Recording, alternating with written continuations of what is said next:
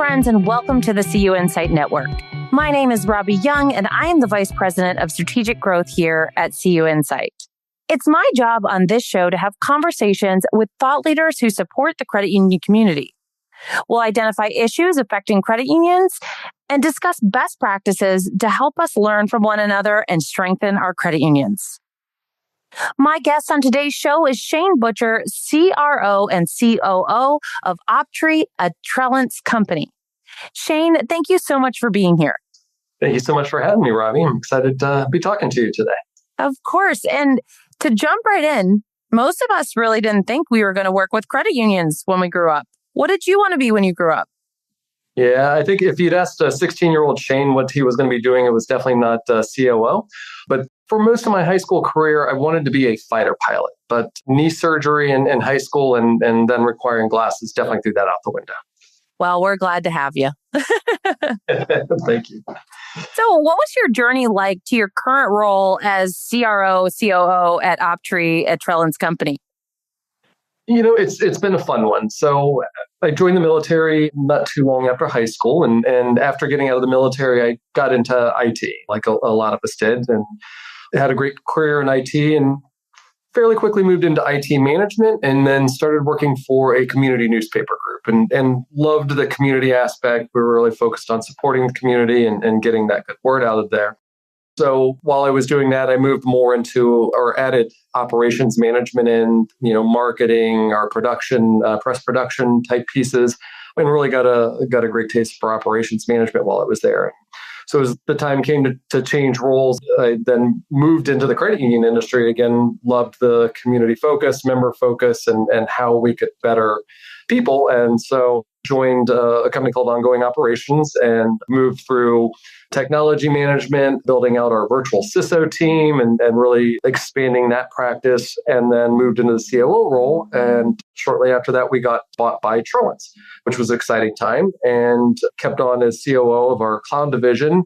A couple of years into that, earlier this year, Trellance decided to create individual companies out of the three main business lines. So we had Rise Analytics created as one, ProBridge created as the other, and then Optiri came out as our IT managed service provider and security company. So can you tell me a little bit more about Optiri and where it adds value for credit unions? Sure. So it's right in the name Optiri. We optimize, refresh, and innovate credit union technology. And so if you kind of go to looking at our mission statement, right, we really want to optimize credit union technology to help them create secure and scalable solutions that really enable them to focus on exceptional member experiences and not have to worry about some of the details. We do focus 100% on the credit union industry. Trellance Cooperative Holdings, our owner is a credit union cooperative. That's our main focus. We have former credit union staff on our teams. And really what we do is we make sure their solutions are designed for the unique requirements of credit unions, both from an operational and a security perspective. We drive into kind of some of the details. We do a lot of Microsoft solutions, whether it's Microsoft 365 or Azure, and we're a direct partner with Microsoft. So what that really means is because we're a credit union cooperative and we want to be sure we're giving back to the industry, we generally offer fairly price competitive, and actually not even competitive. We generally beat anybody on pricing to really give back to the credit union community. We're able to do managed solutions, and we manage as much or as little as credit unions want, kind of working with them in co-managed areas for their technical solutions. And again, enabling the credit unions to focus on those member-facing technologies. Sometimes we say we do all the stuff that credit unions have to do but don't want to do so they can do the fun things, which even drives into the area of security. We have our virtual CISO team, which really helps credit unions build out their information security program and operate it on a daily, weekly, monthly, yearly basis, as well as security technical solutions. And really the value is we provide that hard to find expertise that helps keep their credit union safer and their member data safe. We also are able to help credit unions by consulting on security and technology strategy, right? Making sure that their underlying systems and applications and the types of systems that they're using actually align with the credit union strategic plan, the 3-year plan, 5-year plan, and making sure that they're actually doing everything that they need to maintain compliance and risk. We kind of dive into, where we are today, with the world of artificial intelligence. We really help them by doing artificial intelligence readiness and security assessments, making sure that they've got their policy, governance, and their systems aligned, as well as really looking at some of those bigger issues of bringing AI into the environment. And then lastly, we were in the former company our bread and butter was on disaster recovery and business continuity.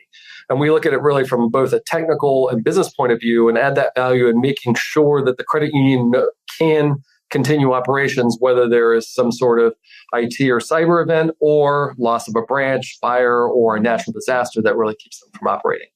So we really try to look at that whole technology, compliance, risk piece and make sure that credit unions can operate and do what they need to do for their members. So like you mentioned, AI is here and obviously quickly evolving. What are some key considerations credit unions should be focused on as they continue integrating AI into daily operations and member services? Yes, that's a great question. So first, they need to acknowledge that AI is here and it's being implemented into products all around them that they use every day. If we look at Microsoft, they've got Copilot that they're adding into not only the PCs, but all of the Office applications. Security tools such as their anti-malware vendor or their SIM vendors are wrapping AI in to make them safer. All the major web browsers are putting AI search tools into them now, Google, Microsoft with Bing. And if we look at it, even the latest Roomba vacuum states that it has AI technology for cleaning your floor. So no matter kind of where we are, we can't get away from that AI. So we have to acknowledge that. And then whether they are choosing to embrace it or not and kind of push it away, the credit unions really should create an AI readiness program to ensure that that credit union has clear guidance on how and where they want to use AI and the parameters for it. So they also want to ensure the basics are done, back to blocking and tackling. And I feel like I say this a lot around a lot of different topics, but that really is the key, right? Perform a security review. Know where your data is. Know what the type of data is that you have out there. Make sure it's appropriately secured with the proper permissions. Make sure that the systems that they have that they may want to tie into these AI systems have appropriate role-based controls. All really so that when they tie AI into their systems, they can make sure that people get access to the data that they should, and they're not presented with data that they shouldn't be, and that those AI tools work within those permission sets. Another key thing that they want to do is make sure that their vendor policy is updated to address the AI risks with their vendors. They need to know how the vendors are planning on using that data with AI tools. Is it being used to train models, private models, public models? What are they doing to protect it? So a new piece in the vendor risk area. And then lastly, I think what they really need to do is start with one or two initial use cases, right? And evaluate and expand from there. And focus on those use cases that reduce the work for staff and really create time optimizations. Well, I've seen a lot of folks try to boil the oceans. They shouldn't do that, but really make AI deliberate. If we look at, there was a recent study from MIT that revealed that 90% of the generative AI initiatives fail to generate a measurable return, right? So that's a lot of wasted time and effort that's not moving the organization forward. So some of my advice is just don't get caught in the hype. Use AI where it can make a difference to the organization and members, and make sure that you're moving those initiatives forward. And then lastly, the other thing that I think that they really need to keep in mind is with that, the new wave of agentic AI, where AI is taking autonomous actions, we really have some additional considerations and really need to look at what is the credit union comfortable allowing AI to touch and manipulate and change without human interaction, right? That brings a whole new dynamic in versus just what should AI be able to look at and what data should it be able to present to people. But now what are we going to allow it to change without somebody taking a look at that? So I think those are really kind of the key considerations as we start down this path. Well, I'm glad this is being recorded because we certainly need everyone to take some notes there. I think that was a lot of really great information. We know cybersecurity is top of mind for every credit union. And how are you seeing AI influence both sides of that security equation, both the threats coming from the bad actors and the opportunities for stronger real-time protection? Yeah, this is really moving fast, Robbie. AI is reshaping cybersecurity on both sides, like you brought up. From a threat actor side, it's really allowing those attackers to work faster, lower the bar for entry, and then creating more sophisticated attacks. Those threat actors are able to do things like create highly personalized and more convincing phishing campaigns so that they can harvest information and credentials from people. They're even using AI tools to create deep fakes that can impersonate CEOs' voices and even likenesses and images to facilitate things like wire fraud and steal money from companies. There are attacks where the malware will actually, once it's inside the environment, reach out to a generative AI tool to help it rewrite itself to both be able to allow it to evade anti-malware software as well as move through the environment quickly. So it's now using these tools that we've got out there for good to help facilitate these attacks, which is pretty scary. And it's also allowing the bad guys really to more quickly find vulnerabilities in software and systems before the vendors and the defenders know about them, enabling more zero-day attacks and really increasing that risk profile. On the positive side, though, AI is enabling our security professionals and network defenders to respond faster than they ever have before. Systems utilizing AI can identify legitimate threats faster and take actions much quicker than their human counterparts, right? So stopping some of those attacks in their tracks. AI systems can also aid in prioritizing alerts when we're getting a lot of alerts in, finding the information in the noise, and suggesting response steps for those security teams so that they can respond faster than they have in the past. The AI tools also provide benefits on the preventative side by really analyzing and prioritizing lists of vulnerabilities and required patches based on risk and impact of the organization. So those overworked teams can also work on the items with the greatest impact of the credit union and get it back to a safer posture much quicker. So a lot of movement. We're kind of in the Cold War here, where one side will make an advancement and then the other side counters that. And so it's escalating just like we've seen cybersecurity over the last 20 to 30 years, but it's going at a much more rapid pace now thanks to AI. Well, I'm glad to have organizations and people like you on this, because this would keep me awake at night if I didn't think that that you guys were working on this and keeping on top of it. So you mentioned creating AI readiness program. What should credit unions prioritize first as they start exploring and implementing AI? Sure. So I think there's probably like 4 areas that they should focus on getting this AI readiness program, and it really should expand out from there, right? But first, start with an assessment of your current state. Where are you? What is the data that you have that's going to be part of this? Where is it? What type is it? What's the security posture around both that data and all of your systems? And what existing AI tools do you have in your environment? If we don't know where we are, right, it's kind of hard to build a program and move on from there. So once we have that assessment of the current state, then get the execs together and establish the strategic vision for AI at the credit union. And as you do that, you want to make sure that it aligns with the established risk tolerance, right? Because there's a lot of potential risk in AI as well as a lot of good. And make sure your existing risk tolerance is the right one in the new world that we're living in, and establish that. So once you have that vision, right, then you really need to make sure that your policy and governance framework is in place and that it enables those strategic priorities while keeping the guardrails on, right? If we don't know the limits of what we're allowed to do and giving folks the right guidance is kind of a wild west, even from looking at what are the tools that we're going to allow our employees to use? Can they use Copilot? Can they use ChatGPT or Claude, right? To what are we going to allow our systems to do and what systems can tie it? Can it grab data from the core system, or are we just going to allow loan origination type things or chatbots, right? So really make sure we keep those guardrails on for the systems that matter. And then lastly, I think as part of the readiness program is identifying those high value use cases, right? Where are we going to get time savings or high value member benefit for the least cost initially? That way we can pilot it, evaluate the results, and then iterate to make it better, and then move on to the next use case from there. If we focus on too many initiatives at once, because AI is moving so fast and requires a new set of skills and technologies, I think we're going to get kind of lost and be part of that 95% of the initiatives that don't have any ROI. Well, thank you so much for sharing that.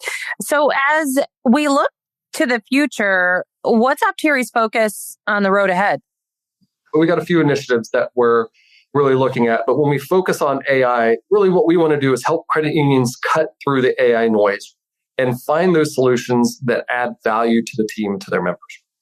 We're going to continue to look at and develop solutions that are immediately applicable and helpful for the credit unions. We really think AI is value in measuring compliance, interpreting security, and tying compliance and security together in a way that provides a better holistic view for that credit union. And thus, we're going to provide better overall security and compliance and ultimately help with the audit and exam enablement.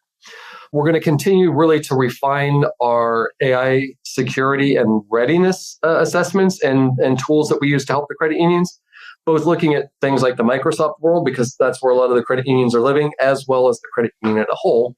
And then again, continue looking at how are we better going to overall provide new and better security solutions for credit unions as they move into the public cloud and AI starts taking their data out. So those are kind of our key initiatives for the next 3 to 9 months. So not that busy at all. No, not at all. So to wrap up the show, we like to have some fun with some rapid fire questions to let our listeners get to know you better. And the questions are rapid, but your answers certainly don't have to be. Do you think you're ready? All right, I'm ready.